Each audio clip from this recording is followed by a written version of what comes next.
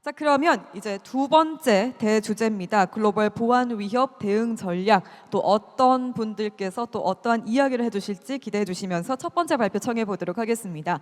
첫 번째 발표는요, 안랩의 우리 이명수 팀장님께서 준비해 주셨고요. Ransomware 2024에 대해서 또 발표를 해주시겠습니다. 큰 박수로 발표 청해 보시죠.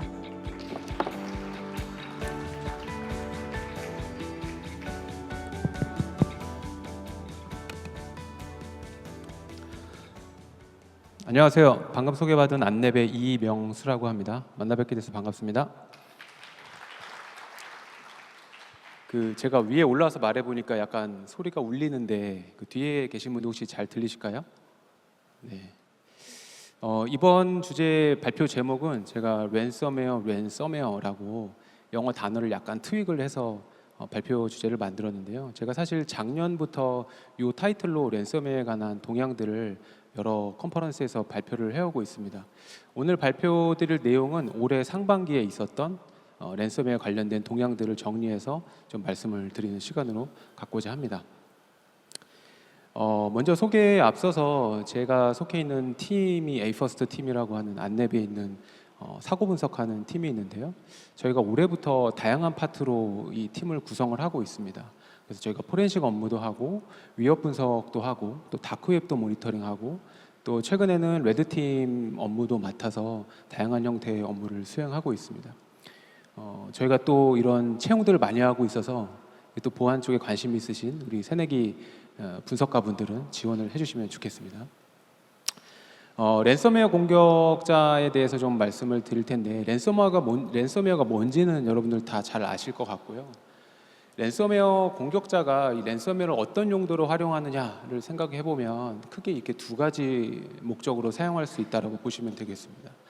데이터를 유출하거나 또는 데이터를 암호화해서 이를 인질로 삼아서 금전을 요구하죠.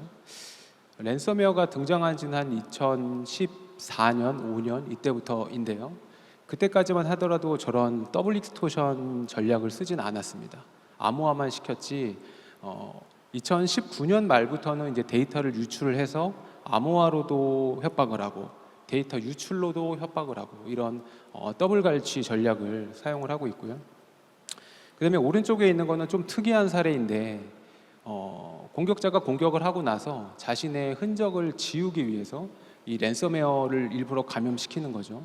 랜섬웨어에 감염된 피해 업체는 랜섬웨어 복구하는 데 급급하게 되고 또 많이 남아있는 흔적들이 다 암호화가 돼버리기 때문에 사고 분석하는 데 상당한 애로를 겪게 됩니다. 랜섬웨어 공격자들이 얼마나 많은 돈을 벌어가고 있는가에 대해서 좀 말씀을 드리려고 하는데요. 화면에 보이시면 두 개의 그래프가 보입니다. 왼쪽 건 체인앨리시스라고 하는 업체가 공격자들로 추정되는 그 가상화폐 지갑과 그 트랜잭션을 분석해서 랜섬웨어 공격자들이 얼마나 많은 돈을 벌어가는가에 대한 그래프고요. 오른쪽 거는 FBI에서 운영하고 있는 그 인터넷 사이버 범죄 신고 센터가 있습니다. IC3라고 하는데요. 거기에 관련돼서 랜섬웨어 관련된 피해가 있다라고 신고한 금액으로 추계를 낸 그래프입니다. 왼쪽과 오른쪽 거를 보시면 다 차츰차츰 올라간다라고 보이실 텐데요. 왼쪽 그림에서는 2022년도에 갑자기 툭 떨어졌죠. 저때 사실 랜섬웨어가 이제 끝나는 거 아니냐라는 이슈들을 많이 분석가들이나 이 업계에 계신 분들은 제기했었고요. 그 당시에 제가 이 제목으로 랜섬웨어라는 제목으로 발표를 처음 시작했던 것 같습니다. 오른쪽 거를 보시면 신고는 계속해서 늘어나고 있습니다. 그리고 이 단위가 다른데요. 왼쪽은 100만 달러 단위이고 오른쪽 거는 10억 달러 단위입니다. 그래프는 비슷한 그림으로 보이지만 단위가 다릅니다. 그래서 왼쪽 걸 보면 공격자들이 실제 얻어가는 수익은 하나로 하면 한 1조 5천억 정도 될 것 같고요. 작년 기준이요. 그리고 오른쪽 거 신고된 금액으로 보면 이거의 한 10배 정도가 됩니다. 한 15조에서 20조 정도 피해를 당한다 이렇게 보시면 될 것 같습니다. 랜섬웨어 관련돼서 뉴스들이 또 끊임없이 나오고 있습니다. 아까 말씀드렸듯이 2014년도에 랜섬웨어가 처음 등장하기 시작했고 그 이후로 많은 랜섬웨어 뉴스들이 계속해서 나오고 있습니다. 현재 이번 달 기준 EQ까지 했을 때 159건이어서 아마 연말까지 가면 작년하고 비슷한 수치의 랜섬웨어 뉴스들이 등장할 것 같고요.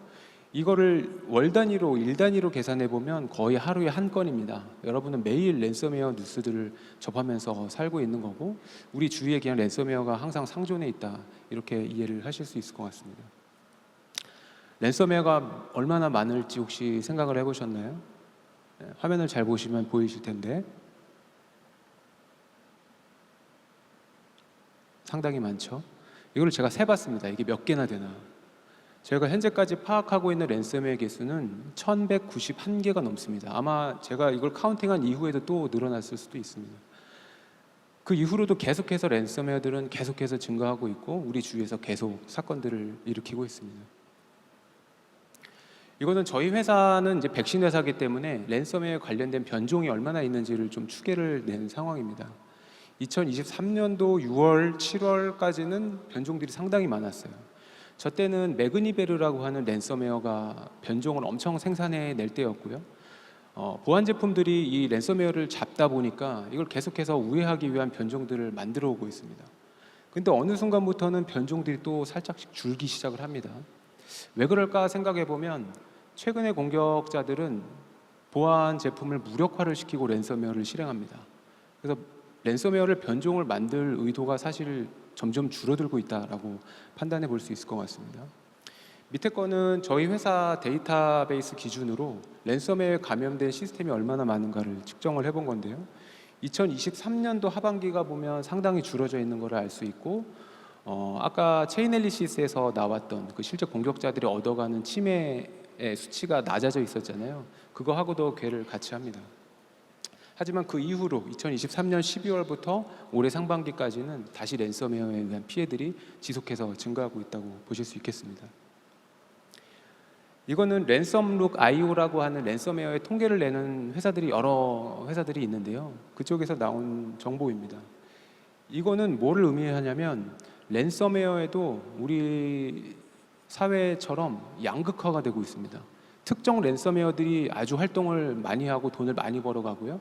나머지 랜섬웨어들은 사실 그렇지 못하고 있는, 이 랜섬웨어 업계도 양극화 현상이 일어나고 있다라고 보시면 되겠고요. 이 오른쪽에 가장 많이 올라와 있는 것들이 많이 들어보셨을 락비드라고 하는 랜섬웨어, 그리고 올해 처음 등장한 랜섬 허브, 그리고 플레이라는 랜섬웨어들이 올해 상당히 많이 활동을 하고 있습니다. 다음으로는 제가 랜섬웨어에 관련해서 이 피해자 관점, 그리고 공격자 관점, 그리고 대응 관점에서 올해 있었던 이슈들을 정리해서 좀 설명을 드리겠습니다.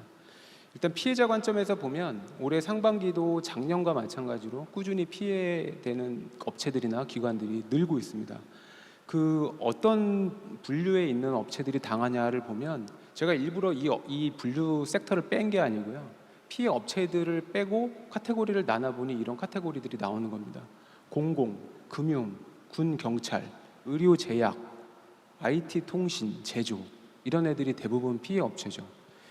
만약에 공격자들이 랜섬웨어를 이렇게 금전을 요구하는 용도로 쓰지 않고 사이버전에 이용했다면 어떻게 됐을까요? 국가 간의 전쟁에서 랜섬웨어는 거의 핵무기급의 위험한 무기로 활용이 될 수 있을 것 같다는 생각이 듭니다. 이 자료가 제가 6월 말에 작업을 해서 요 발표 용도로 전달을 해드렸는데, 그 이후로 지금 인도네시아에서 국가 데이터 센터가 지금 랜섬웨어에 감염됐죠. 락빗 3.0 변종에 의해서 감염이 됐고요.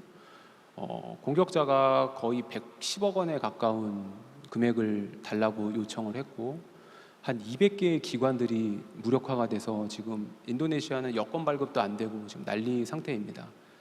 그리고 정보통신부 장관이 지금 사임을 표기하고, 예전에는 어떤 기업이나 어떤 조직이 무너졌다면 이제 국가가 무너질 수도 있는 이런 랜섬웨어 공격이 이렇게 심각해지고 있다고 보실 수 있겠습니다. 오른쪽에 보시면 이 피해를 당한 업체들이나 기관들의 반응도 상당히 변화한다는 것을 알 수 있는데요. 이 오른쪽에 있는 그림을 보시면 랜섬웨어 협박금 지불 비율이 점점점 줄고 있습니다. 2019년도 저희가 2019년도부터 통계가 나오는 이유가 아까 말씀드렸듯이 그 더블 익스토션 전략을 취하면서 공격자들이 DLS라고 하는 그 자신들이 훔친 데이터를 공개하는 게시 전략을 시작했거든요. 그러다 보니까 이제 많은 이런 TI 업체들이나 다크웹을 모니터링하는 언론에서 이 피해 업체들을 알 수 있게 돼요. 그래서 그때 이후로 저런 정보들이 더 많이 두드러지게 나타나고 있는데요. 2019년도에는 감염되면 77%의 기관이 돈을 지불했습니다. 이게 점점 줄어서 올해 상반기까지만 하더라도 28%니까 10개가 감염되면 한 두세 업체 정도만 돈을 지불하고 나머지는 돈을 지불하지 않는다라고 보실 수 있을 것 같고요. 우리가 돈을 이렇게 공격자에게 지불하면 지불되는 그 한 건의 금액으로 공격자는 10개의 업체를 또 공격하는 데 사용하는 그 밑자금으로 사용을 하고 있습니다. 오른쪽 하단들에 보시면 이런 피해 기업들이 그 자신들이 감염된 사실을 은폐하기도 하고, 우리나라에는 아직 법이 없지만 미국에서는 이 은폐 사실 때문에 벌금을 맞기도 하고요. 또 피해당한 업체에서 그 업체를 대상으로 고소를 하기도 합니다. 병원 같은 경우에는. 그리고 작년에는 피해당한 한 의료기관이 랜섬웨어로 의해서 폐업까지 하기도 했습니다. 그래서 아까 지금 인도네시아 나라 전체가 문제가 되기도 했지만 이런 기업들이 망하는 이유로 랜섬웨어 감염도 한몫한다고 보실 수 있겠습니다. 범죄자 관점에서 한번 말씀을 좀 드려보면, 작년에도 새로운 랜섬웨어들이 계속 등장했지만 올해 상반기에도 여러 랜섬웨어들이 등장하고 있습니다. 여기에서 랜섬 허브라고 하는 게 아까 지금 순위에서도 2순위에 올라갈 만큼 많은 활동들을 하고 있고요. 또 SEXI, 섹시라고 불리우는 형태의 랜섬웨어, 뒤에 말씀드리겠지만 ESXi, VM웨어 ESXi를 또 전문적으로 노리는 랜섬웨어를 이름을 그렇게 트윅해서 SEXi로 만들어진 랜섬웨어도 있고요.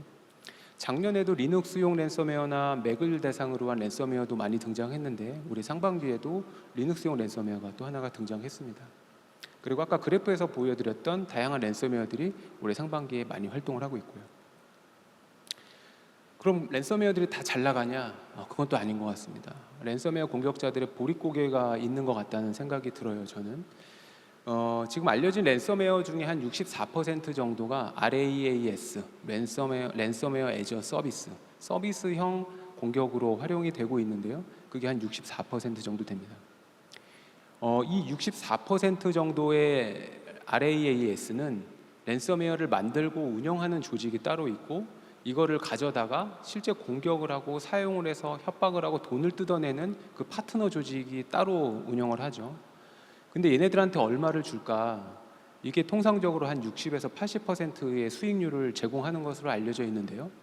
작년에 퀼린부터 시작해서 85%, 또 90% 가까이 이 파트너에 대한 수익금을 배분을 하고 있습니다.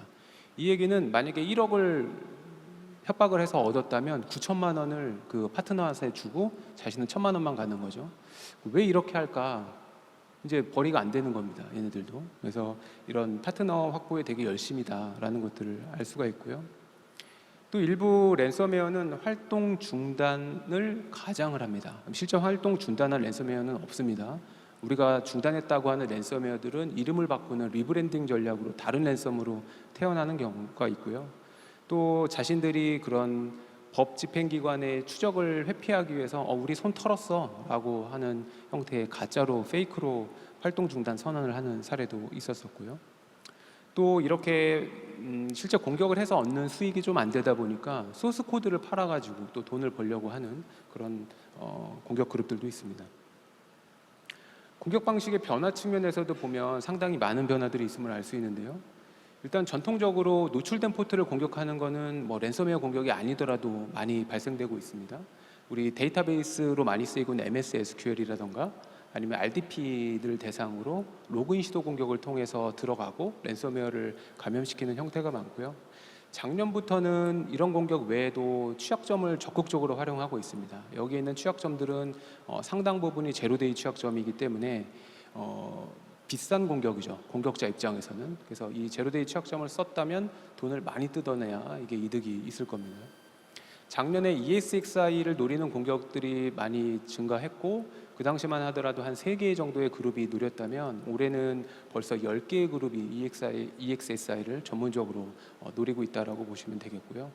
작년에 그 러시아 그 공격 그룹인 클롭을 운영하는 TA505가 이런 취약점을 이용을 해서 특히 그 파일 송수신하는 취약점, 무브잇이나 뭐 고애니웨어 같은 것들의 취약점을 이용해서 많이 공격을 했었는데요. 올해는 또 다른 형태의 제품의 취약점들, 스크린 커넥트라고 하는 원격 제어하는 솔루션이라던가 뭐 퀼트 클릭센스라고 하는 데이터 분석하는 업체라던가 또는 우리 전통적으로 윈도우나 PHP 같은 것들의 제로데이도 랜섬웨어 공격에 많이 활용이 되고 있습니다. 마지막 하단에 보시면 뭐 전통적으로 C나 뭐 이런 것들로도 우리가 랜섬웨어를 만들기도 하지만 최근에 나온 새로운 언어들, 고나 뭐 러스트나 님 같은 그런 새로운 언어들로 기존 코드를 포팅한다던가 새롭게 만들어지는 랜섬웨어들이 등장하고요. 그리고 문제가 되는 게 저 BYOVD라는 기법을 이용한 공격들이 증가하고 있다는 겁니다. BYOVD는 Bring Your Own Vulnerable Driver의 약자이고요. 이거는 시스템 상에 있는 우리 하드웨어의 취약한 드라이버를 이용을 해서 공격을 하는 거기 때문에 공격자가 만약에 BYOVD 공격으로 권한을 얻었다면 커널 수준의 권한을 얻게 되고요. 그렇다면 보안 제품과 거의 비슷한 수준의 권한을 갖게 됩니다. 이로 인해서 보안 제품들을 무력화하거나 꺼버리거나 비활성화하거나 이런 형태의 공격들이 가능하기 때문에 그 이후에 랜섬웨어를 실행시키는 건 너무 쉬운 거죠. 그래서 이런 공격들의 방식들이 늘어나고 있고요. 공격자가 사용하는 협박 전략들도 많이 달라지고 있습니다. 예전에는 그냥 무작위로 뿌려서 아무나 걸려라 식의 랜섬웨어가 유행했지만 지금은 명확하게 특정 산업을 타깃으로 해서 돈을 많이 줄 것 같은 데들을 타깃으로 하고 있고요. 뭐 새로운 기법들도 나오는데 마이크로소프트의 기술 지원 부서를 사칭을 해서 저기에 있는 퀵 어시스트라고 하는 거는 우리 윈도우에 기본적으로 깔려 있는 원격 제어 도구입니다. 마치 원격에서 점검해 주는 것처럼 하고 랜섬웨어를 감염시키는 전략을 활용하기도 했고요. 또 공격자가 이제 상대를 보고 랜섬 금액을 요구합니다. 뭐 이런 거죠. 뭐 어디까지 보고 왔어? 뭐 이런 식으로 상대방 그 피해지가 가입되어 있는 보험의 규모에 따라서 금액을 결정하는 뭐 이런 사업가 마인드적인 전략을 취하기도 합니다. 그 외에도 공격 그룹 간의 협업들이 다수 작년과 이어서 많이 발생되고 있습니다. 대응자 관점에서 보면 저희가 각 국가의 대응이 몇 년 전부터 강화되고 있는데요. CRI라고 하는 카운터 랜섬웨어 이니셔티브라고 하는 다국가 협의체가 있습니다. 한 30개 국가로 시작을 했고 현재는 한 50개 국가의 회원국을 갖고 있고요. 우리나라도 작년에 참여한 것으로 알고 있습니다. 올해는 아직 이제 열리지 않아서 참여가 안 된 상태고요. 그리고 하단에 보면 미국 증권거래위원회가 SEC인데요. 미국 증권거래위원회, 그러니까 미국 증시에 들어가 있는 기업들은 사고가 났을 때 4일 이내에 어떤 사고였는지에 대해서 신고를 하게 되는 규정이 이제 강화됐습니다. 원래도 있었지만 그 이전에는 그냥 권고 수준이었다면 이제는 반드시 해야 되는 수준으로 그 규정이 강화가 됐고요.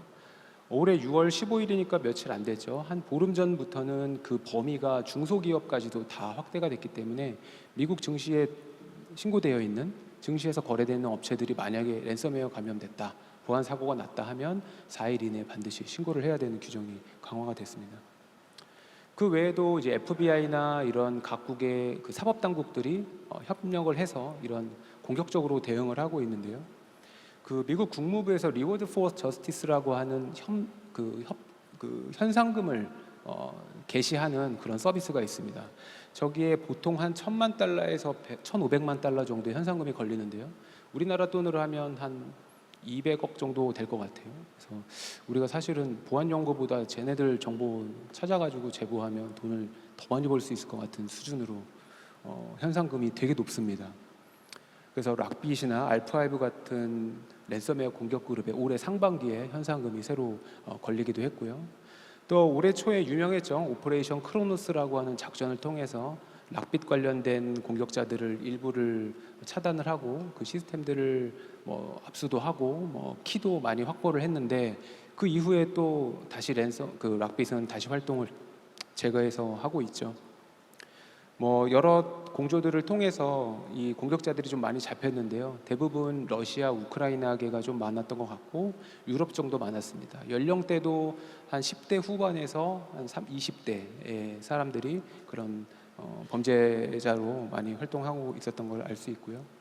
우리 민간 쪽에서도 보면 아까 말씀드렸던 오퍼레이션 크로노스를 통해서 락빗 보코화키 한 7천여 개를 FBI가 압수를 해서 무상으로 공개를 하고 있고, 또 라이시다 랜섬웨어 같은 경우는 국민대랑 키사가 협력을 해서 이런 복구 도구도 공개를 했었죠. 국내에는 이런 랜섬웨어 관련된 정보들을 뭐 다양한 이런 컨퍼런스나 아니면은 뭐 보고서나 뭐 이런 것들로 많은 기관들과 또 민간 업체들이 이런 자료들을 교류를 하고 있습니다. 뭐 이상으로 지금 2024년 상반기 때 공격자, 피해자, 대응자 관점의 내용을 좀 말씀을 드렸고요. 저희가 겪었던 사건 중에 여러분들에게 좀 소개시켜드리고 경각심을 좀 들려드릴 수 있는 사건이 있어서 한 2개를 제가 뽑아왔습니다. 마이너 감염된 사건인데요. 마이너 감염이면 공격자가 우리 컴퓨터에 들어와서 우리 컴퓨터의 시스템과 네트워크 자원을 갉아먹는 정도로 생각을 하시는 경우가 많은데, 이 랜섬웨어 감염을 방치하면 어떻게 되는가에 대해서 한번 생각해 볼 수 있는 사건인 것 같습니다. 이런 피해자의 시스템이 있겠고요. 공격자가 사용하는 C2 서버가 있습니다. 이 왼쪽에 있는 공격자는 마이너 공격자입니다. 마이너 공격자는 이 타겟을 대상으로 MS SQL 로그인 시도 공격을 하고 성공을 해서 마이너를 설치시키고 열심히 돈을 벌고 채굴을 해가고 있는 거죠. 그러다가 이 시스템이 성능이 상당히 좋다는 걸 알게 됩니다. 그러면 얘를 다른 목적으로 쓰기 위해서 원격 제어를 시도합니다. 그래서 계정을 만들고 위쪽에 있는 C2 서버로 리버스 RDP를 연결하게 됩니다. 그러면 마이너 공격자는 C2 서버를 통해서 이 타겟 시스템을 RDP를 연결하게 되고 원격에서 이제 제어해서 자기 입맛에 맞게 활용할 수 있게 되죠. 자, 여기까지는 마이너 공격자의 행동인데, 문제는 저렇게 리버스 커넥션이 되어 있는 포트가 저 C2 서버의 포트가 오픈되어 있는 상태로 유지가 된다는 겁니다. 그러면 이때 랜섬웨어 공격자들은 아까 말씀드렸잖아요. 노출된 포트를 스캔하면서 이런 피해자들을 물색을 하게 되는데, 이 오른쪽에 있는 랜섬웨어 공격자들이 스캔을 막 하다가 이 C2 서버가 딱 걸리게 됩니다. 그렇게 되면 이 C2 서버에 연결되어 있는 이 타겟 서버 쪽으로 RDP가 연결이 되겠고요.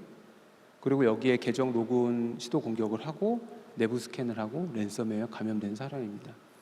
우리가 서버에 이런 악성 코드들이 감염되면 정말 중요한 게 보이는 뭐 백도어라던가 뭐 어떤 익스플로이트 뭐 이런 진단명을 가진 악성 코드 외에는 상당히 별거 아닌 것처럼 치부하는 사례들이 많이 있거든요.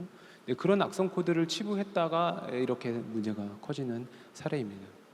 그래서 여러분들이 악성 코드에 감염되면 안 되는 내부 시스템, 서버 이쪽에 악성 코드들이 감염되거나 어떤 문제가 있다라고 보이시면 반드시 원인 파악을 하시는 단계까지 가셔야 합니다.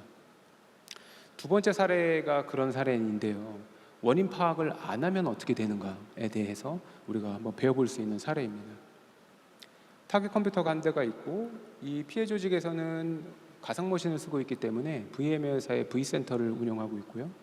ESXi 서버들을 다수 가지고 있습니다. 자, 공격자의 첫 번째 공격자가 이 첫 번째 시스템에 RDP 로그인 스캔을 해서 침투하게 되고요. 그 이후에 미미카츠나 뭐 키로거나 니르소프트사의 다양한 패스워드 툴들을 이용을 해서 계정을 얻게 됩니다. 그 얻은 걸로 가운데 있는 V센터에 접근하게 되고 V센터는 ESXi의 SSH를 활성화시킵니다. 그렇게 되면 이 V센터는 윈도우 서버인데요. 윈도우 서버에 ESXi의 그 파티션들을 마운팅을 시킵니다. 그리고 V센터에 윈도우 랜섬웨어를 돌리게 되면 ESXi에 있는 파티션들이 다 암호화가 돼버리는 문제가 생깁니다. 자, 이런 문제가 생긴 이 피해 업체는 타겟, V센터, ESXi 모두 다 감염되는 피해를 입었죠. 이 피해를 입은 후에 공격자와 협상을 합니다. 공격자에게 돈을 주고 복구키를 받고 이 문제된 PC들을 다 복구에 성공합니다. 그리고 특이하게도 이런 공격자들은 고맙다면서 보안 컨설팅을 해줍니다. 니네 거에는 이런 게 문제였고 이런 걸 고치면 안 당할 거야. 마치 선심 쓰는 것처럼. 그 이후에 며칠이 지나서 오른쪽에 있는 2번째, 3번째 공격자들이 똑같은 방법으로 들어와서 또 랜섬웨어를 감염시키고 돈을 달라고 합니다. 이 업체는 큰일 났죠. 이 상태가 돼서야 저희한테 분석 의뢰를 해주셨고 저희는 분석을 해서 이 과정을 알아낸 거죠. 이 피해 업체는 돈을 주기 전까지 이런 상황에 의해서 문제가 됐다는 것을 알지 못하고 돈만 주고 복구만 했던 상황입니다. 그래서 이 원인 파악을 하지 못하면 제3의 제4의 피해를 입을 수 있다는 것을 우리가 얻을 수 있는 사례였습니다. 마지막으로 이제 대응 방안을 좀 말씀드릴 텐데요. 대응 방안은 사전 대응, 차단, 사후 탐지, 사후 대응 이 정도 4개의 꼭지로 나눠볼 수가 있을 것 같습니다. 사전 대응 관점에서 랜섬웨어를 막기 위한 가장 좋은 방법은 뭘까 생각해 보면 우리가 100% 공격을 막을 수 없기 때문에 우리한테 중요한 데이터들을 반드시 백업을 하고 그거를 잘 복구할 수 있는지를 연습해 두는 게 가장 중요하겠고요. 나머지 것들이야 우리가 통상적으로 보안 교육할 때 받는 이상한 파일을 실행하지 말고 메일을 잘 안전하게 쓰고 이런 것들이 되겠고요. 두 번째는 차단이죠. 랜섬웨어가 잘 들어오지 못하도록 또는 들어와서 첫 번째 시스템이 감염됐다 하더라도 내부로 전파되지 못하도록 하는 것들이 중요하겠고요. 백신 같은 것들이 설치돼 있다 하더라도 실시간 감시 기능을 꺼놓고 쓴다던가 비활성화된 거를 모른다던가 이렇게 되면 무용지물이겠죠. 이런 차단 시스템을 가지고 있고 잘한다 하더라도 문제가 될 수 있습니다. 그 문제가 된 시점에 문제가 됐다는 걸 사후에라도 알 수 있어야 됩니다. 그걸 우리가 보통 스레드 헌팅 작업이라고 하는데 내부에 쌓이게 되는 보안 로그들을 잘 분석을 해서 그런 것들을 찾아야 되겠고요. 그 이후에 만약에 감염이 됐다라고 하더라도 공격자와 협상은 하면 안 됩니다. 앞에서 말씀드렸던 그런 사례들 때문이고요. 이런 복구 툴을 확인하신다던가 전문 업체들을 통해서 도움을 받으시는 게 아주 중요할 것 같습니다. 그리고 반드시 원인을 파악을 해야 재발을 당하지 않는 아주 중요한 대응 방안이 될 것 같습니다. 그리고 고맙게도 작년에 키사에서 랜섬웨어에 관련된 대응 가이드를 아주 잘 쓴 거를 작년에 게시를 했습니다. 그래서 요거를 꼭 이 보안 업체 또 보안 담당자분들은 정독을 한번 하시기를 저는 개인적으로 권고해 드리고요. 마지막으로 이제 랜섬웨어에 감염되면 가장 유의해야 되는 시기가 있는데 그 시기를 말씀드리고 제 발표를 마치겠습니다. 언제인지 혹시 아시나요? 이분이 말씀하신 건데요. 랜섬웨어 감염의 가장 위험한 달은 7월입니다. 7월. 이번이 지금 7월이잖아요. 지금이 가장 위험한 달이고요. 그 외에 또 다른 위험한 달이 있습니다. 2월, 1월, 9월, 4월, 11월, 5월, 3월, 6월, 10월, 8월 있습니다. 그리고 12월도 있습니다. 이 얘기는 매달, 매일이 위험하다는 의미고요. 이 왼쪽에 계신 분은 사실 마크 트웨인이라는 미국의 소설가입니다. 그 톰 소여의 모험 이런 것들을 쓰신 분인데요. 이분이 사실 주식 투자 격언으로 매달 조심해라라고 이렇게 했던 격언이었습니다. 네, 경청해 주셔서 감사하고 올해 랜섬웨어 피해 없는 한 해 보내시길 바랍니다. 감사합니다. 네, 고맙습니다. 우리 안랩 이명수 팀장님께서 랜섬웨어에 대한 이야기를 또 해주셨습니다. 대응자 관련, 공격자 그리고 피해자 관련해서 다양한 또 이야기를 해주셨고요. 이 각각의 또 사례들을 말씀해 주셨습니다. 그리고 각국은 또 어떠한 대응 강화 사례가 있는지에 대해서 알려주셨고 또 마지막으로 이 랜섬웨어와 관련해서 피해 원인을 파악해야 한다라는 이야기 하지 않았을 경우 그리고 또 대응과 관련해서 또 중요한 이야기를 전해 주셨습니다. 고맙습니다. 자, 이어서 다음 또 발표를 청해 보도록 할게요. 이번에는요. 지니언스 문종현 센터장님께서 준비를 해주셨는데요. 실제 사례 기반 북한발 사이버 위협 동향에 대해서 발표를 해주시겠습니다. 그러면 박수로 발표 청해 보도록 하겠습니다. 네, 반갑습니다. 안녕하십니까. 네, 저는 지니언스 시큐리티 센터장을 맡고 있는 문종현 이사라고 합니다. 네, 제가 오늘 발표할 주제는 실제 이제 상반기가 좀 지나갔으니까 실제 사례 기반의 북한으로 분석이 된 해킹 사례들을 조금씩 보여드리도록 하겠습니다. 먼저 국정원은 작년에 이런 발표를 했었어요. 아마 언론을 보셨는지 모르겠지만 약 162만 건 정도가 되는 공격이, 해킹 공격이 작년 한 해 1일 평균 공공기관을 대상으로 공격이 들어왔다. 162만 건. 체감이 되시나요? 엄청나게 많은 수치죠. 민간을 빼고 공공기관만 얘기해도 어마무시한 수치의 해킹 공격 시도가 일어나고 있다는 것을 한번 생각해 보시면 좋을 것 같고, 그 중에 약 80% 이상이 북한의 공격이다. 말이 되나? 네. 그 정도로 굉장히 많은 위협들이 지금 우리나라에 들어오고 있다는 것을 알 수 있을 것 같아요. 제가 매달 언론을 통해서 나오는 보안 이슈들을 좀 클리핑을 해서 정리를 하거든요. 제가 슬라이드에 그걸 좀 요점을 이렇게 좀 넣어드리려고 했더니 너무 많아서 이걸 다 넣을 수가 없을 정도로 너무 많은 이슈가 나오고 있고요. 지금 1, 2월 달만 해도 화면을 보시는 것처럼 정말 많은 북한 관련된 해킹 이슈들이 언론을 통해서 나오고 있어요.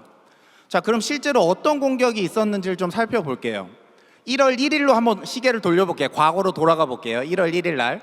아마 여러분들은 1월 1일은 대부분 여행을 가셨거나 휴가 중이시거나 했을 것 같아요. 그죠? 근데 1월 1일 날 주로 언론을 통해서 알려지는 것들은 이제 아무래도 희망찬 새 메시지를 이제 많이 나오잖아요. 그래서 통일뉴스라는 웹사이트에 제일 왼쪽에 있는 화면이죠. 실제로 통일뉴스라는 웹사이트에 1월 1일 날 칼럼이 하나 올라와요. 칼럼. 정상적인 뉴스죠. 그런데 이틀 있다가 그 똑같은 뉴스를 누군가한테 보내기 시작해요. 언론을 통해 나와 있는 내용을 누군가가 이메일을 통해서 이틀 있다가 1월 3일 날 이제 출근을 하는 시간일 거예요. 1월 3일 날 이메일을 보내기 시작하죠. 그게 이제 실제 위협 공격된 사례라고 보시면 좋을 것 같고, 세 번째는 거기에 이메일에 파일이 하나 첨부되어 있어요. 화면에 보이시죠? 압축 파일이 하나 있어요. 그 압축 파일을 풀면 일단 기본적으로 비밀번호를 물어봐요. 우리가 일반적으로 첨부 파일 열면 그냥 다 압축이 잘 풀리는데 이 공격자들은 이 파일에다가 비밀번호를 걸어요. 왜 걸까요? 불편하게, 번거롭게. 기본적으로 사용자 컴퓨터에 있는 보안 프로그램의 탐지를 회피하기 위한 목적이에요. 비밀번호를 걸어 놓으면 여러분들이 쓰고 있는 방화벽이라든가 백신 프로그램이라든가 이런 보안 솔루션들이 이게 악성인지 정상인지 판단 자체를 못해요. 그래서 공격자들은 1차 공격을 할 때 많이 비밀번호를 걸어가지고 하고 있다라고 보시면 좋을 것 같고, 압축을 풀면 오른쪽에 이상한 코드들이 많이 있죠. 굉장히 이제 공격자들은 어떤 익스플로이 코드라든가 파워쉘 명령어라든가 커맨드 배치 파일 명령어 같은 것들을 공격을 쓰고 있는데 베이스 64라고 하는 인코딩 기능을 통해 가지고 이 파워쉘 명령어를 다 숨겨놨어요. 1차적으로 암호화를 해놨다라고 보면 되고, 그 코드를 밑에를 해독을 해서 보면 아래쪽에 구글 드라이브로 연결이 돼요. 구글 드라이브. 우리가 일반적으로 많이 쓰고 있는 구글 드라이브죠. 이 구글 드라이브로 통신하는 걸 바로 하지도 않고 작업 스케줄러라고 해가지고 예약 설정을 하게 돼요. 그래서 보통 1시간 있다가 본격적인 공격이 시작돼. 일종의 잠복기를 가지는 거죠. 그러니까 공격자들은 바로 공격하는 경우도 있지만 잠깐 숨어요.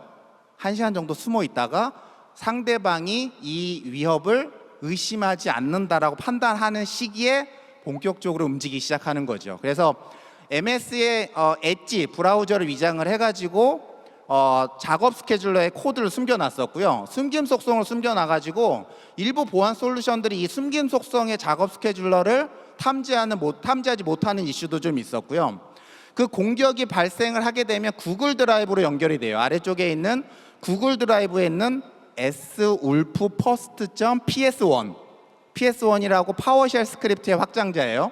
이 파워쉘 스크립트가 작동을 하게 되면 계산기.점 텍스트라는 파일명으로 보이는 그냥 일반적인 텍스트 파일을 가져와요. 근데 그 텍스트 파일은 추가적인 파워쉘 명령어가 숨겨져 있고, 오른쪽에 보면 정상적인 문서 파일이 화면이 떠 있죠.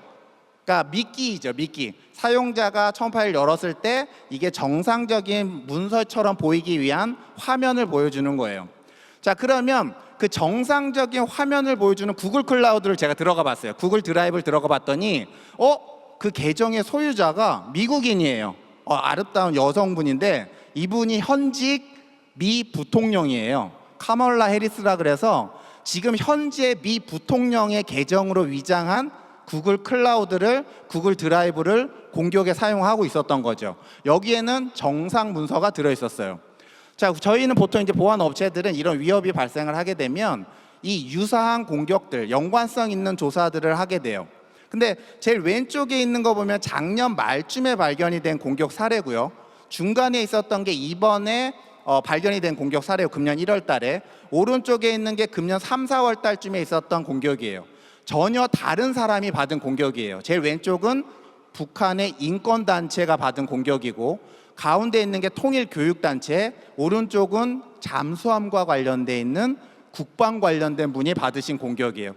보통 이메일이 발송이 되면 발신지를 저희가 추적을 할 수가 있는데, 제일 아래쪽에 제가 빨간색 폰트로 61.97로 시작하는 한국의 IP 주소가 하나가 식별이 됐어요. 이 IP를 잘 기억을 해주세요. 다시 본론으로 돌아와서 이 공격을 추적하다 보니까 공격자가 계산기점 텍스트라고 하는 이름으로 위장된 파워쉘 명령어를 구글 드라이브에 숨겨놨었는데, 실제 그거는 텍스트 파일은 아니고 확장자만 txt고 내부에는 파워쉘 명령어가 들어있어요. 가운데 있는 명령어가 거기에 숨겨져 있는 파워쉘 명령어고요. 기본적으로는 이 파일 자체는, 파일의 헤더가 RTF라는 파일이에요. RTF는 아마 요즘에 잘 안 쓰는 포맷인데, 과거에는 서식 있는 문서라 그래가지고 우리가 메모장 말고 메모장보다 약간 한 단계 업그레이드된 문서장이라고 보시면 될 것 같아요. 그 RTF 포맷처럼 헤더를 위장하고 있었어요. 하지만 이 파워쉘 명령어가 작동하게 되면 이 RTF에 7개의 문자, 7바이트를 코드를 수정을 해요. 어떤 코드를 수정하냐면 압축 포맷으로 바꿔요. GZIP이라고 아마 들어보셨는지 모르겠어요. 우리 일반적으로 ZIP이나 뭐 ALZ나 7ZIP이나 이런 거 많이 쓰죠. RAR이나. 근데 실제 공격자는 리눅스에서 많이 쓰던 GZIP이라는 압축 포맷으로 파일을 위장하고 있었어요. 이 압축을 풀어서 내부를 봤더니 .NET, C# 기반의 프로그래밍으로 만든 .NET 악성 파일이 발견이 돼요. 제노렛이라는 악성 파일이고, 이게 오픈 소스거든요.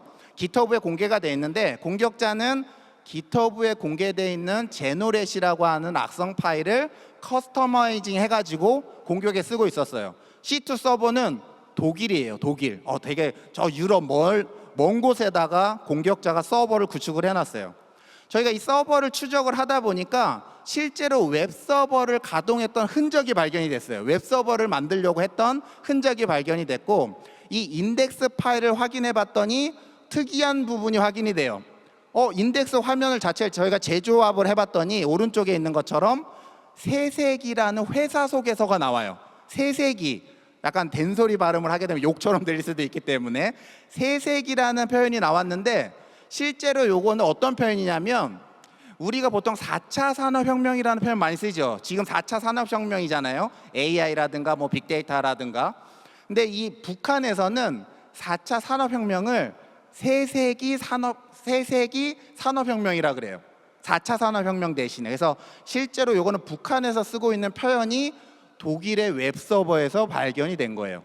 계속 추적을 해봤어요. 이 독일의 서버하고 연결됐던 국내 서버들이 4개가 발견이 돼요. 아까 제가 61.97이라는 IP를 기억해 달라고 말씀드렸죠.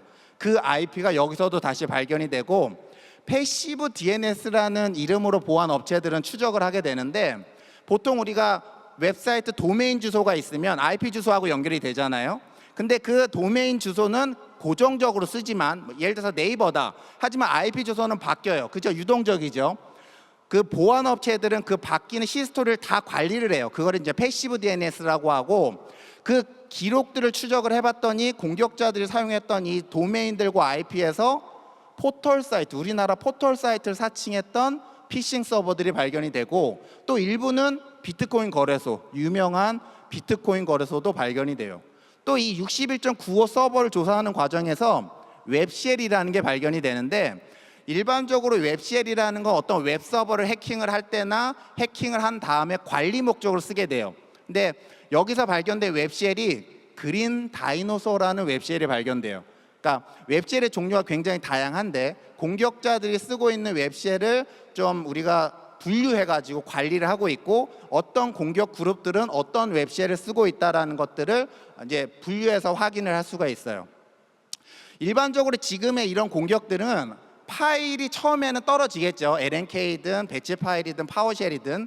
하지만 2단계로 넘어갈 때부터는 이게 다 파워쉘이나 배치 파일 스크립트나 커맨드 라인으로 작동하기 때문에 일종의 파일리스 기반으로 작동을 하게 돼요. 그러면 실제 파일이 없이 명령어로만 메모리에 명령을 주고받는 거라서 탐지하기가 되게 까다롭게 되겠죠. 그래서 공격자들은 이런 파일리스 기반의 공격 등을 하고 있고, 이런 것들 탐지하기 위해서는 EDR이라고 하는 이제 새로운 위협 솔루션들을 대응을 이제 하고 있는 상황이에요. 자, 두 번째 공격은 금년 초에 공급망 이슈가 하나 발견이 돼요. 공급망. 이제 앞서서 설명드린 건 이제 스피어 피싱 공격인데, 건설 협회 관련된 사이트가 해킹을 당해요. 일반적으로 북한의 공격을 얘기할 때는 뭐 대부분 정부기관이라든가 뭐 유명 공공기관들이 많이 해킹을 당하는데, 해킹 대상이 되는데, 이번에는 건설협회 사이트가 해킹을 당해요. 그래서 처음에는 되게 의아했어요. 도대체 얘네를 왜 해킹하려고 했지? 근데 이 건설협회 사이트에는 보통 우리가 자격증이나 어떤 보안 인증을 할 때 필요한 보안 프로그램을 설치해야 되거든요. 우리가 인터넷 뱅킹 할 때처럼 그 보안 프로그램을 바꿔치기 했어요, 공격자가. 그래서 거기에 들어오는 건설인들을 상대로 해킹을 수행을 했고요. 실제로 그 해당 건설협회 웹서버를 해킹을 해가지고 악성 파일로 바꿔치기를 했어요. 그래서 실제 보안 업체들이 탐지하기가 사실 굉장히 까다로운 형태의 공격이었고, 그 공격에 쓰인 파일을 분석을 해봤더니 디지털 서명을 가지고 있었어요. 그것도 유효한 디지털 서명. 우리가 뭐 아파트를 산다거나 부동산을 살 때 인감증명서를 꼭 뭐 제출해야 되잖아요. 그런 식으로 이 파일이 정상이냐 악성이냐 유무를 판단할 때 사용하는 것 중에 하나가 디지털 사인, 디지털 서명인데, 공격자는 진짜 실제로 기업이 쓰고 있는 디지털 서명을 탈취한 거예요. 그 기업을 추적을 해봤더니 오른쪽에 있는 말은 정부기관, 방위산업체가 쓰고 있는 기업이었어요. 그래서 공격자는 특정한 기업들을 타깃으로 활동하고 있구나. 또 이제 분석가들의 분석을 좀 많이 어렵게 하기 위해서 VMP라는 프로텍터를 통해 가지고 암호화를 해놨어요, 일종의 파일을. 그래서 저희가 이 암호화를 풀어서 분석을 해봤더니, 앞서서 우리 이명수 팀장님이 말씀하신 것처럼 요즘은 고랭, 아마 고랭 많이 요즘은 쓰실 거예요. 구글의 고언어, 고랭귀지를 기반으로 한 악성 파일이 발견이 많이 됐어요. 그래서 상반기에는 고랭 기반의 악성 파일이 많이 발견이 됐는데, 공격자들이 직접 이걸 다 개발하진 않아요. 요즘은 다 GitHub나 공개되는 오픈 소스를 가져다가 일부만 커스터마이징을 해가지고 만들고 있다는 거죠. 그래서 이번에 발견됐던 악성 파일은 중국인으로 추정되는 사람이 올려놓은 문다크라고 하는 GitHub에서 사용되던 소스가 그대로 악용이 됐어요. 그래서 이 공격을 추적하면 저희가 이제 단발성으로 추적하는 건 아니고, 과거 한 10년 전까지도 거슬러 올라가기도 해요. 그래서 과거에 있었던 해킹 사건들과 어떻게 연관성이 있는지를 추적하게 되고, 오른쪽 위에 있는 분홍색으로 배경을 해놓은 3개의 악성 파일이 건설협회에서 유포됐던 악성 파일이에요. 그 공격 코드와 연관되어 있는 코드들을 추적을 해봤더니 2021년도까지 거슬러 올라가고, 이미 우리나라 국방 관련된 문서에 사용됐던 악성 코드와 연결이 정확하게 일치를 하게 돼요. 그래서 이게 건설협회 공격이 과거에는 국방 관련된 곳에 공격으로 쓰이고 있었다라는 것을 확인할 수가 있었고, 이 공격을 분석하다 보면 저희가 기본적으로 코드 기반으로 분석을 하거나 뭐 동적 기반, 정적 기반으로 분석을 하게 되는데, EDR이라는 솔루션을 저희가 테스트를 해보면 전체적인 흐름을 바로 알 수가 있어요. 왜냐하면 공격자들은 정상 프로그램 프로세스와 악성 프로그램 프로세스를 섞어놔요. 그렇기 때문에 분석가 입장에서 되게 복잡해지는 단계를 거쳐야 되거든요. 근데 이런 EDR이라는 분석 솔루션을 좀 활용을 하게 되면 좀 더 빠르게 대응을 할 수가 있고요. 이 공격을 추적하는 과정에서 원자력 연구원 이슈가 나와요. 아마 기억을 하시는지 모르겠지만 원자력 연구원이 한번 해킹 이슈가 크게 터진 적이 있었고, 또 서울대학교 병원이나 카이스트나 비트코인 거래소들의 이슈가 있었는데, 그 코드들이 서로 다 연결되고 있다는 것을 확인할 수가 있었어요. 실제로 원자력 연구원의 사고조사서는 국회를 통해서 공개가 된 적이 있거든요. 제일 왼쪽에 있는 게 원자력 연구원의 해킹 사고의 사고조사서예요. 그러니까 내부 문서죠. 내부 문서가 이제 외부의 언론을 통해서 나온 적이 있었는데, 거기에 공격자가 사용한 IP 주소가 공개된 적이 있었고, 이 IP 주소가 바로 이번 건설협회 관련된 사이트의 침해 사고와 연결이 되는 거예요. 그러니까 한 3, 4년 정도까지도 거슬러 올라가고 있고, 공격자들이 계속 같은 인프라를 쓰고 있다는 거죠. 자, 세 번째 사례는 최근에 있었던 사례예요. 그 SBS 기자분이 받았던 공격 사례인데 북한 전문 취재하시는 기자분이에요. 이분이 공격을 받으셨는데 요즘에 이메일 공격, 스피어 피싱 공격은 처음부터 공격 파일이 들어오지 않아요. 처음에는 정상적인 일반적인 대화를 주고받다가 한 3차례, 4차례 정도 됐을 때 악성 파일이 와요. 그리고 첫 번째 메일에 어떤 내용이 있었냐면 제가 5만 원짜리 신사임당 사진 많이 올려놨는데 공격자가 처음에 이 미끼를 던질 때 30만 원을 주겠다라고 유인을 해요. 일종의 현혹을 하는 거죠. 금전적인 현혹을 해가지고 수신자의 어떤 좀 더 관심을 끌기 위한 목적으로 공격을 했던 사례고요.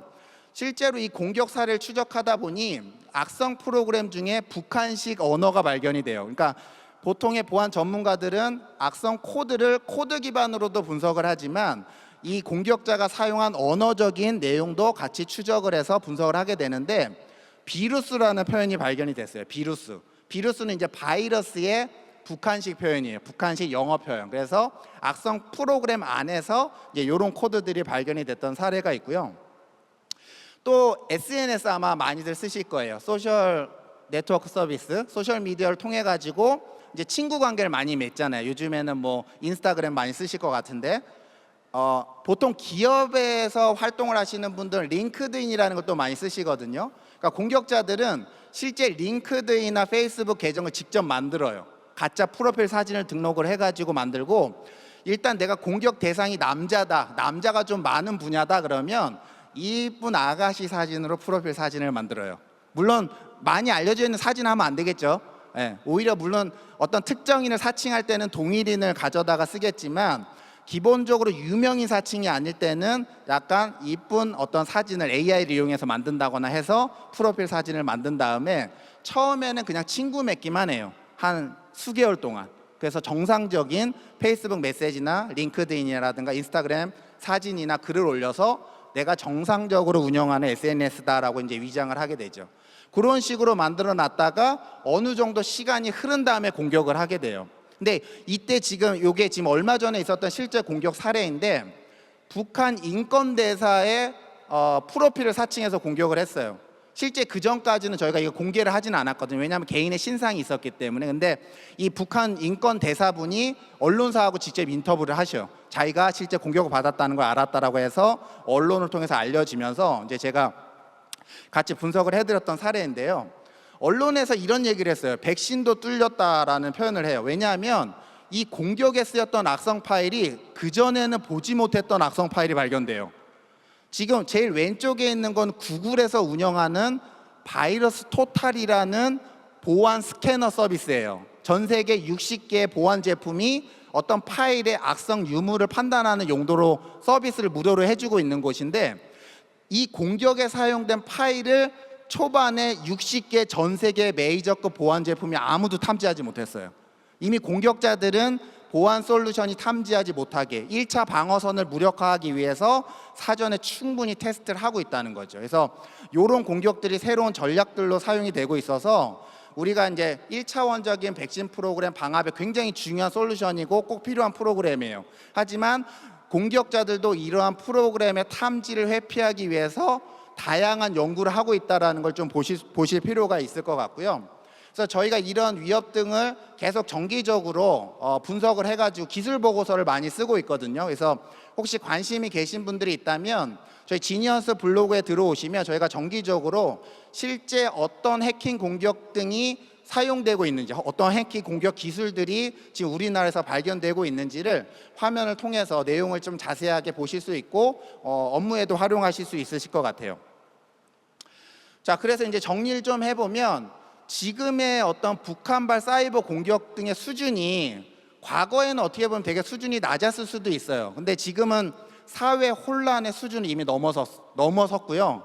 어떤 기업이나 기관의 내부 정보 탈취하는 것뿐만 아니라 이제는 국가 안보를 어떤 좀 피해를 입힐 수 있을 정도로 굉장히 수준이 높아지고 있고 제가 개인적으로 20여 년 동안 이 일을 하면서 느끼는 것 중에 하나는 인력이 많아지고 있다는 걸 좀 많이 체감하고 있는 것 같아요. 공격자들의 인력들이 우리도 지금 어떻게 보면 정보보호의 날이고 정보보호의 달인데 보안 전문가 많이 양성해야 되고 육성해야 된다는 얘기는 정부 차원에서도 계속 꾸준하게 얘기를 해주고 계시잖아요. 근데 공격자들도 굉장히 많이 육성이 되고 있다는 거예요. 그거를 절대로 놓치면 안 될 것 같고, 공격자들의 수준이 높아요. 단순히 그냥 재미삼아 뭐 보안 업무를 보는 게 아니라 이들은 정부의 어떤 최고 책임자가 공격을 지휘하고 있고 명령을 내리고 있다는 거죠. 그리고 굉장히 은밀하게 하고 있기 때문에 뭐 제로데이라는 표현 뭐 너무 식상한 표현이긴 하지만 정말로 많이 발굴하고 있고 실제 공격에 쓰고 있어요. 그래서 국경을 초월한 이 사이버 안보 위협, 이제 보안 위협이라는 표현보다도 안보 위협이라는 표현을 써야 될 정도로 국가 차원에서 관심이나 대응이 필요한 상황이다라고 볼 수 있을 것 같고요.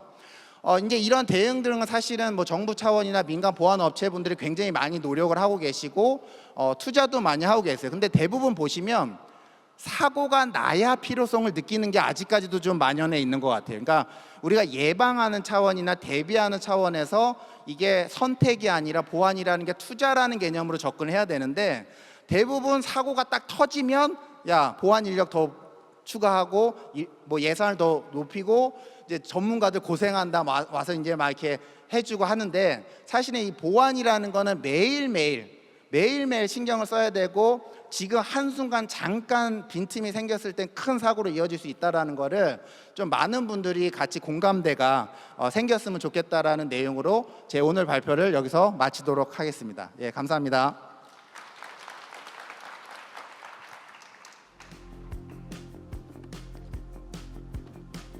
네, 고맙습니다. 이렇게 해서 지니언스 문종현 시큐리티 센터장님의 발표 들어봤습니다.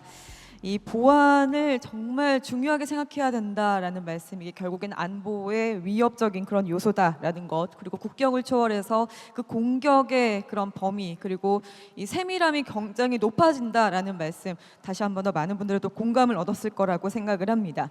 자, 계속해서 또 다른 분의 발표를 청해 볼 텐데요. 이제 컨퍼런스 트랙 A의 마지막 발표가 될 것 같아요. 여러분 조금만 더 힘을 내주시기를 부탁드리겠습니다. 자, 이번 발표는요, 스틸리언 신동희 부사장님께서 준비를 해주셨고요. 네, 글로벌 해킹 조직의 움직임과 우리의 대응 방향이라는 주제로 발표를 해주시겠습니다. 자, 그러면 무대로 모시고 발표 청해 보도록 할게요. 여러분 뜨거운 박수로 맞이해 주십시오.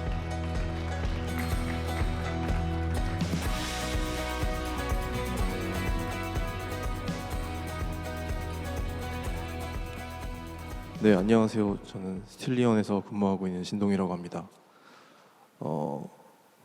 가운데 맞구나. 네, 제가 오늘 준비할 주제는 글로벌 해킹 조직에 맞서는 방법이라고 써놨는데요. 저기 앞에 보면 다른 말로 써 있더라고요. 뭐 동향이나 이런 것도 있는데, 네, 그런 거는 사전에 논의되지 않아서 준비 안 했던 거라 그냥 구두로 간단히 말씀드리고요. 대응을 어떻게 해야 하나, 어떻게 하면 대응책이 강구가 될까라는 얘기를 드려보려고 합니다. 표지 넘어가고요. 네, 저는 이런 회사에서 일을 하고 있고요. 재밌게 일하고 있습니다. 네. 글로벌 해킹 조직에 맞서는 방법이라는 주제로 발표를 해달라고 요청을 받고 좀 생각이 많았습니다. 왜 많았냐면, 글로벌 해킹 조직은 정의를 어떻게 내려야 할까? 얘는 누굴까?를 생각을 해보다가 앞에서 두 분의 아주 우수하신 분께서 발표를 해주셨잖아요. 그 두 분의 말씀에서 언급된 내용들을 모두 포함해서 설명하려니 조금 어렵더라고요. 그래서 약간 구별을 지어보려고 했습니다. 그래서 첫 번째는 그냥 우리가 흔히 알고 있는 일반적인 사이버 어택, 흔히가 이제 한국말로 침해 사고를 겪잖아요. 침해 사고가 일어나는 것들, 이런 거를 한번 그냥 일반적인 걸로 정의를 하나 해보고, 아주 하드코어하게 아주 난이도 높은 공격으로 좀 바꿔서 보면 하이 레벨에 완벽하게 타겟팅된 오퍼레이션, 그러니까 정부나 또는 기타 택티컬 그룹에서 뭔가 누군가를 대상으로 공격을 하겠다라고 하는 경우로 나눠서 얘기를 해보려고 합니다. 둘 간의 공격 그룹의 차이는 크게는 공격의 높낮이 차이라고 보시면 됩니다. 제가 이렇게 구별지어서 설명드리면 이 두 가지가 차이가 굉장히 많을 거라 생각하시는데 과거에는 많았거든요. 근데 제 이전에 두 분께서 너무 잘 설명해 주셨겠지만 이 두 그룹의 차이는 점점 줄어들고 있습니다. 그래서 어찌 보면 점점 더 대응하는 입장에서는 좀 더 힘들어지고 있는 게 사실입니다. 논의할 내용을 간단히 정리해 보면 이들의 목적에 대해서 먼저 생각을 해 볼 필요가 있습니다. 이들이 일반적으로 뭔가 공격을 해서 어떤 행위의 결과에 도달하고자 한다면 그 결과의 목적은 거의 다 돈입니다. 네, 금전적 이득을 목표로 한다. 아마 다른 수많은 국내 보고서를 보시면 금전적 이득이란 단어는 굉장히 많이 나왔고 해외에서도 많이 나왔습니다. 누군가가 금전적 이득을 취하고자 한다면 어쨌든 기업을 운영하는 것과 비슷하다 보니 ROI가 맞아야 하거든요. ROI가 맞아야 되니까 그들 입장에서는 적은 투자로 많은 결과를 얻어내면 됩니다. 그렇다고 하면 그들이 선택할 수 있는 건 공격의 난이도가 아주 높거나 하는 걸 선택하기가 조금 어렵습니다. 왜냐하면 공격의 난이도가 높다는 건 비용이 많이 들어간다는 거거든요. 일반적으로 제로데이를 하나 쓰겠다라고 하면 여기 계신 분들이 생각하시는 흔히 말해서 아파트 한 채 가격 정도를 그냥 써야 하니까요. 그냥 쓸 수는 없잖아요. 그냥 흔히 만들어진 돈이 아니니까 비용이 많이 들다 보니까 얘네들은 적은 투자로 뭔가 고수익을 얻어야 하니 그냥 간단합니다. 대상을 삼을 때 이렇게 삼습니다. 첫 번째, 나에게 돈을 줄 수 있는 자, 흔히 말해서 자금력이 있는 기관과 기업. 두 번째, 그들이 갖고 있는 자산이 충분한 가치가 있어서 내가 그걸 훔치거나 그 자산을 동결했을 때 나에게 비용을 반드시 지불해야 하는 자. 세 번째는 그 비용이 즉시 지불되지 않을 경우에 아주 크리티컬한 이슈를 유발하는 경우, 대표적인 게 병원 같은 게 있겠죠. 그런 경우, 아니면 공장이 멈췄다던가. 그리고 기업이 뭔가 대상이 될 거냐 말 거냐를 외부 입장에서 보자면 그냥 이걸 보면 됩니다. 저 기업은 정보보호 분야에 얼마 투자하는 것 같지? 라는 걸 보고 그 투자의 수준이나 아니면 그 정도 낮다고 생각하면 그냥 대상으로 삼으면 됩니다. 이 정도는 밖에서 충분히 파악하거든요. 그러다 보니까 얘네들은 이런 식으로 해서 공격을 하고, 실제로 이런 영역들을 조금 생각을 해보시면 앞에서 두 분께서 설명하신 것과 일맥상통하겠지만 병원이라던가 퍼블릭 에어리어 대상으로 공격이 아주 많이 일어나고 있습니다. 생각해 보시면 돈이 있잖아요. 지불도 해야 하고요. 지불 능력이 있는가 동시에 가치가 있는 정보를 가지고 있는 곳입니다. 그러니까 여기를 공격을 하겠죠. 실제로 이런 공격이 일어나고 있고 이런 걸 통해서 분명히 지금 피해를 받고 있습니다. 막는 건 뒤에서 좀 더 얘기해 보시죠. 이 와중에 기술이 발전하고 서비스가 계속해서 만들어지죠. 그러면 공격자에게는 우리는 좋은 세상을 맞이합니다. 왜냐하면 좋은 서비스들 많이 나오잖아요. 근데 공격자들에게는 뭐가 생기냐면 새로운 기술과 함께 새로운 공격 대상이 등장하기 시작합니다. 여기 계신 분들 그냥 지금 머릿속에 우리 집안의 구조를 한번 떠올려 보시면 우리 집안에 공유기가 한 대도 없다 하시는 분 있으실까요? 대부분 있으실 겁니다. 그 공유기라는 게 과거엔 없었잖아요. 아주 오래전에는. 지금은 존재하잖아요. 그런 게 새로운 공격 옵션으로 등장하면서 이런 일들이 일어나게 되는 겁니다. 흔히 보면 요즘 카메라들도 많이 설치하니까 하이큐비전 카메라에 프리어스 커맨드 인젝션 취약점으로 RC를 통해서 정보를 가져가거나 아니면 재동결할 수도 있고요. 자산 동결할 수도 있고 아니면 그냥 계속해서 모니터링할 수도 있고요. 이런 식의 일들을 하게 되죠. 물론 저희가 공유기의 덕을 본 적이 있습니다. 공유기의 덕을 본 적이 언제 있냐면 그 워너크라이 배포되는 시점에 우리나라의 수많은 공유기들이, 가정에 있는 수많은 공유기들이 윈도우의 취약점을 이용해서 랜섬웨어를 여기저기 웜 형태로 배포해야 되는데 그 포트가 외부에서 보기엔 안 보여요. 공유기가 앞에 딱 막고 있어서. 그래서 나름의 이득을 좀 봤거든요. 그렇지만 실제로는 이제 이후에는 계속해서 문제를 만들어내고 있는 상황입니다. 그러면 생각해 보시면 공격자들이 이런 기업을 찾거나 이런 공격의 옵션을 찾는 건 그렇게 어려운 일이 아닙니다. 그리고 저희가 정보 보안에 대해서 얘기하면서 지금 동안 수많은 공격 사례가 있었고 그 사례들을 기반으로 여러 얘기를 해왔고 대응 방안을 꼭 제시하라고 하잖아요. 어찌 보면 약간 강박적으로라도 무슨 일 있으면 이게 취약해. 그럼 대응 방안이 뭔데? 라고 얘기하죠. 그때마다 빠지지 않고 나오는 몇 가지 주제들이 있는데 그중에 첫 번째, 백신 설치하세요. 두 번째, 항상 최신의 패치 상태를 유지하세요. 라고 얘기하거든요. 근데 여기서 저희가 항상 간과하고 있는 게 하나가 있는데 최신의 패치 상태면 안전한가?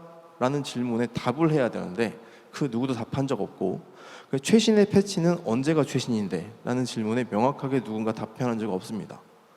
그러니까 흔히 말해서 제로데이 기준으로 보면 제로데이니까 패치 안 나왔고요. 심지어 저희가 취약점이 나오고 나서 기업에서 패치될 때까지 시간이 걸리거든요.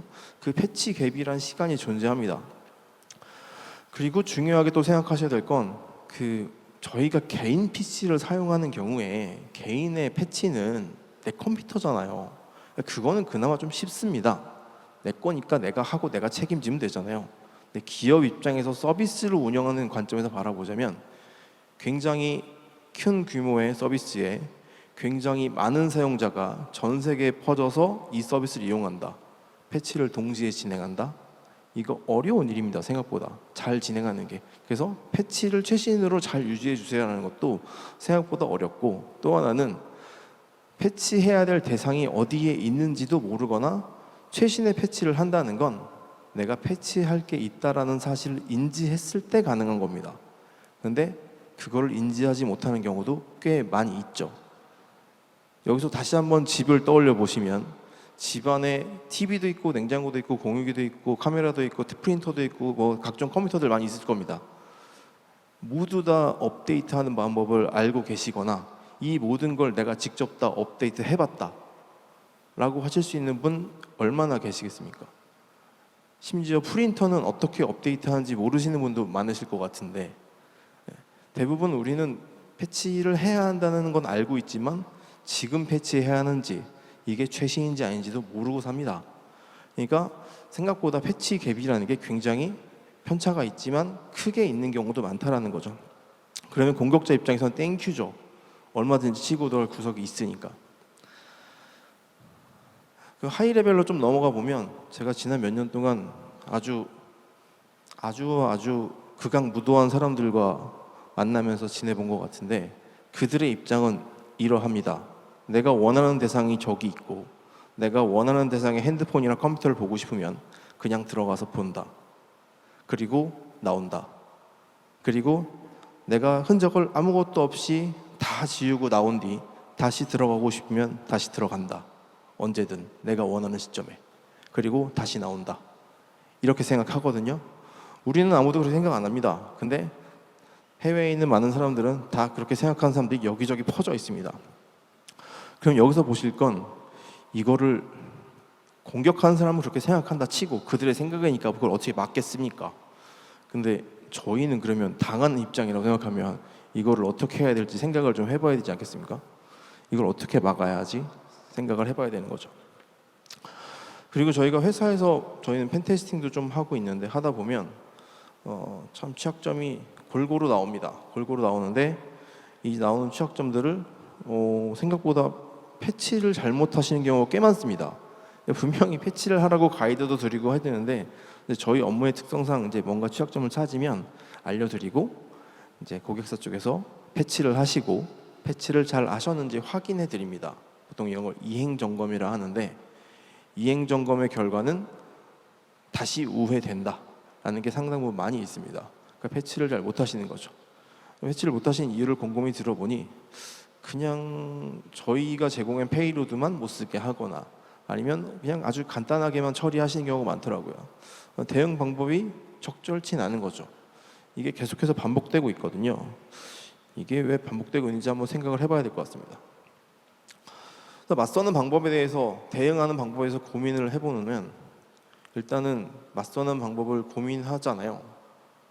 고민하는 이유는 맞서는 것이 가능하다라고 판단하기 때문입니다. 근데 가능하냐라고 하면 물론 구분 지어야 됩니다. 어느 정도는 가능하죠. 어느 정도 분명히 불가능한 영역이 있습니다. 그리고 여기서 또 하는 게 뭐냐면 맞서고 싶으면 언제 맞설 거냐 라는 걸 생각해 봐야 됩니다. 전에 맞설 거냐, 이후에 맞설 거냐. 저에게 이 주제를 던져주신 분은 어떤 걸 염두에 두시고 저한테 이 주제를 주셨는지 모르겠는데 대부분 저희들 마음속에는 사전 대응을 일반적으로 마음속에 담아두시고 계실 겁니다. 그리고 사후 대응은 사고 나면 그때 당연히 사전 대응이 더 좋은 거니까 생각하실 거거든요. 근데 누구나 다 알고 계시잖아요. 저희 사전 대응 100%안 됩니다.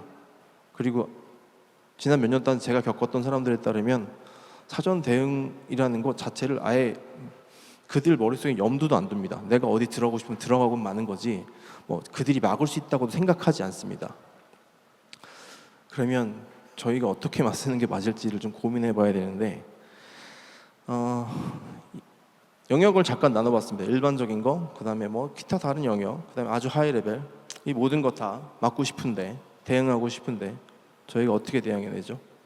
대응할 방법 마땅히 별로 떠오르지 않으실 것 같은데 저희가 잘 생각해 보시면 제가 이 그림을 그냥 제 맘대로 저는 그림을 잘 못 그려서 맘대로 그려본 건데 그냥 저기 세계 지도를 뒤에 깔아놓고요. 저희가 막아야 될 전체 영역이라고 생각을 해봤습니다. 그리고 수많은 영역이 있는데 그 중에 누군가가 보안 기능을 어떤 회사에서 제공을 해줄 거잖아요. 그것들을 막을 수 있다고 생각하는 걸 동그라미로 표시하고 그거를 막 포개봤습니다. 무슨 뜻이냐면 저희는 수많은 공격이 있을 텐데 그것들 중에 일부 또는 전부들을 다 막을 수 있는 수많은 제품들은 이미 시장에 많이 나와 있습니다. 그리고 이 막는 쪽에서 일하시는 분들도 바보가 아니잖아요. 얼마나 똑똑하신 분들 많은데요. 그분들이 정말 많이 노력해서 정말 보안 기능이 좋은 제품들 많습니다. 이것들을 다 가져다가 쓸 수 있고 또는 일부를 도입해서 쓸 수 있고 이런 상황이 됩니다. 그런데 이렇게 모두 다 노력하고 있는 가운데 아주 명확한 한 가지가 딱 등장하는데 안 막아집니다. 저희 못 막아요. 저희 못 막고 있잖아요. 사고는 계속 나잖아요. 아까 문정현 센터장님 말씀하신 것처럼 사고 계속 나잖아요. 사고 왜 나냐는 거죠.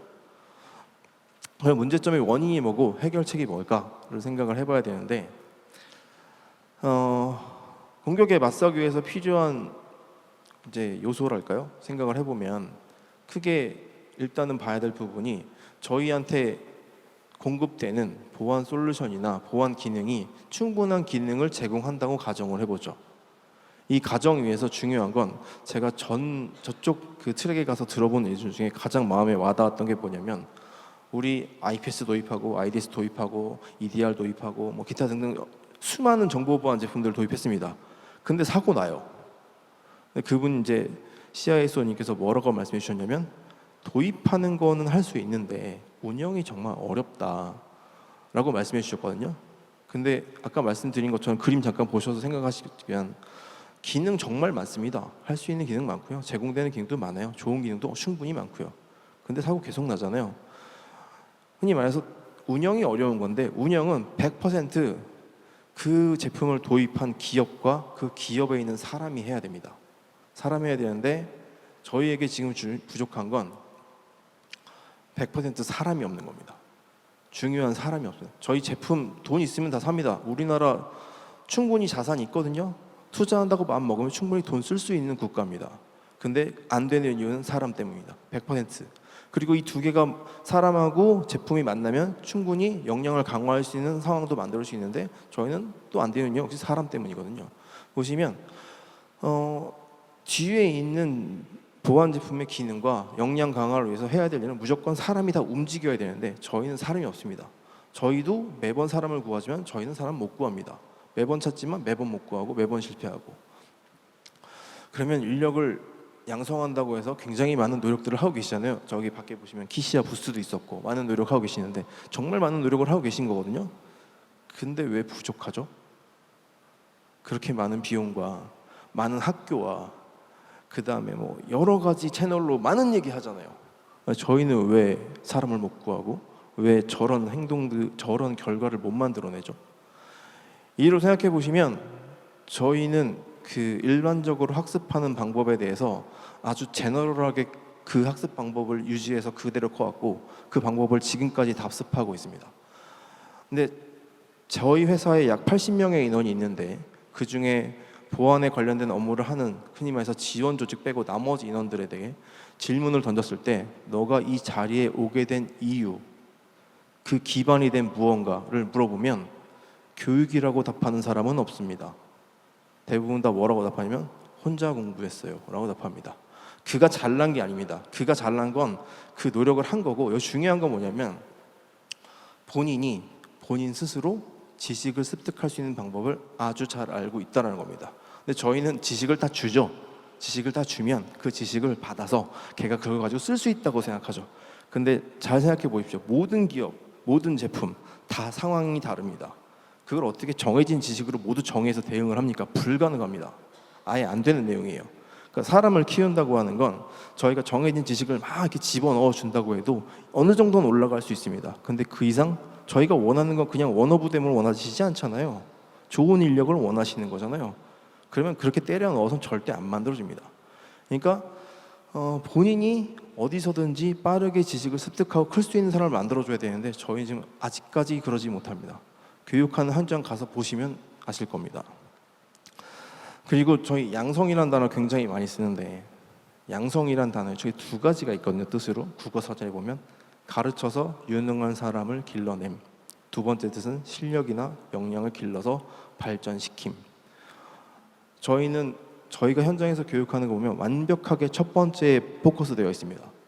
근데 첫 번째로는 안 됩니다. 그냥 지금까지 몇십 년 동안 해온 결과를 보면 답은 나와 있습니다. 무조건 저희 두 번째로 가야 되는데 두 번째는 아무도 생각 안 합니다. 왜냐하면 지식을 내가 누구한테 전달 안 해주고 제가 클까라는 고민을 하거든요. 근데 분명히 잘 클 수 있거든요. 요즘 뭐 인터넷이 저보다 훨씬 더 공부 잘하지 않습니까? GPT가 저보다 똑똑하고 지식적으로 보면.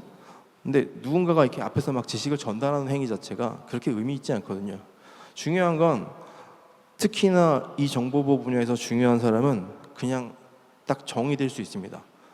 무슨 일을 갖다 주던, 내가 현 시점에서 이 지식을 알던 모르던, 지금 현재 시점에서 가장 빠르게 지식을 습득할 수 있고 결론에 가장 빠르게 도달할 수 있는 능력이 있는 자. 아주 간단히 정리하면 내가 지식을 무엇이든 상관없이 가져다 놓고 배우고 빠르게 습득해서 현업에 쓸 수 있는 자. 어떤 상황이 되든. 저희는 그런 사람을 키워야 되는데 저희는 그냥 지식을 전달해주고 수료하고 수료증 나오면 인재. 절대 아닙니다. 그렇게 해서는 솔직히 대응이 전혀 안 됩니다. 앞에서 보신 것처럼 제품이 있고 사람이 있고 그 둘 간의 작용이 있어야 되는데 사람이 못합니다. 현재 그렇게 키워서는 상황이 다 다른데 어떻게 합니까? 할 수 없는 겁니다. 그리고 또 하나는 업무에 대한 자세가 다소 좀 낮아지는 경향이 있습니다. 근데 업무에 대한 자세가 낮은 게 교육을 받는 사람이나 이 시장에 들어오는 사람의 문제가 아닙니다. 이것도 완전히 교육의 문제인데 업무에 대한 자세를 높게 가져가려면 누군가가 지식을 주고 챌린지도 받아줘야 되고 그거에 대해서 심각하게 토론도 해야 되고 내가 잘못한 것도 인정도 해줘야 되고 이런 과정이 있어야 되는데 저희는 그냥 전달하고 이게 맞아 아니야 이런 것만 가능하거든요. 어떤 논의도 안 하잖아요. 그런 것들이 솔직히 업무의 자세를 대단히 낮게 만들고 있습니다. 밑에서 아무리 쓸데없는 소리 해도 받아줘야 되거든요. 그럴 수도 있어. 한번 생각해 볼까? 이런 자세가 있어야 하는데 교육 현장에서 그런 거 아무것도 없습니다. 근데 정보보호 분야에서는 그게 굉장히 중요하거든요. 저희 보면 1% 확률이라도 뚫리면 뚫리는 거잖아요. 그 1% 보는 거잖아요. 아주 낮은 확률이지만. 근데 저희 안 보잖아요. 그런 거 고려 안 하고 교육하잖아요. 그냥 무조건 이게 답이야 라고 보거든요. 그러니까 솔직히 좀 말이 안 되는 교육 방식인 거죠. 저희가 대회를 해서 운영을 해보면 저희가 문제를 냅니다. 그러면 의도된 풀이 방법대로 푸시는 분이 있고 의도되지 않은 방법으로 푸는 분이 있습니다.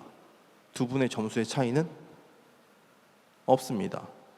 점수 동일하게 줍니다. 이 분야의 대회는 CTF는 이렇게 운영됩니다. 그런데 의도되지 않도록 실제 교육 현장에서 뭔가 답을 가져가서 이것도 되지 않습니까? 라고 하면 얼마의 확률로 받아주시겠습니까?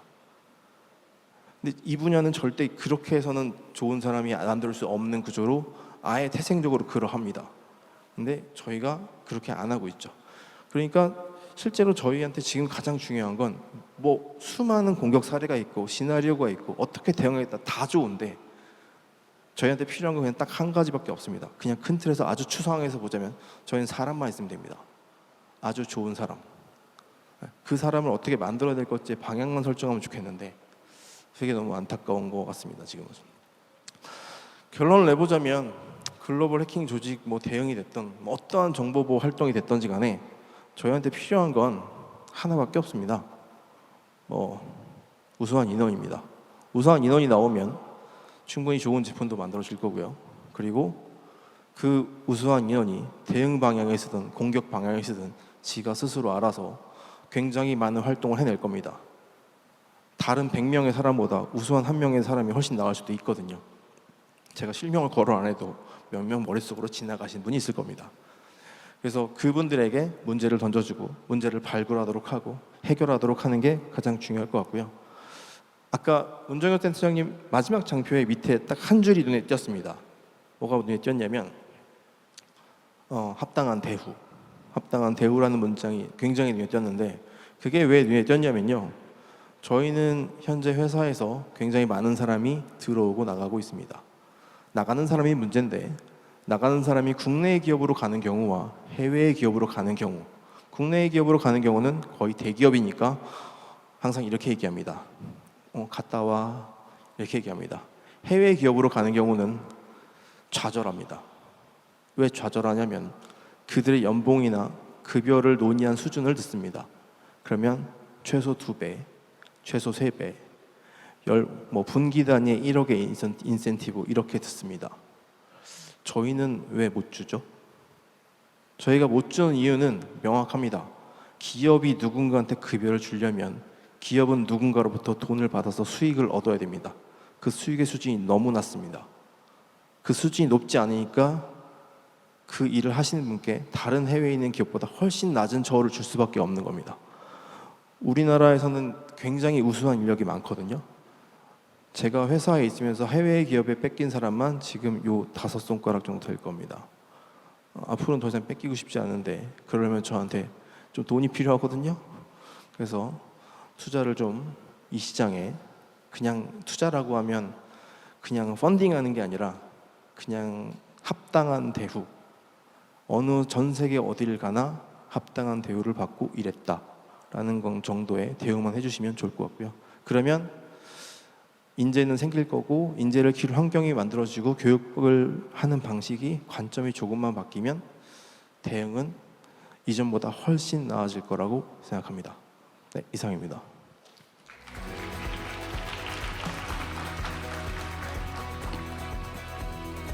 네, 고맙습니다. 우리 스틸리언 신동희 부사장님께서 이렇게 또 마지막 발표를 해주셨습니다. 굉장히 또 묵직한 주제, 어떻게 보면은 숙제를 좀 던져주신 것 같다라는 생각이 듭니다.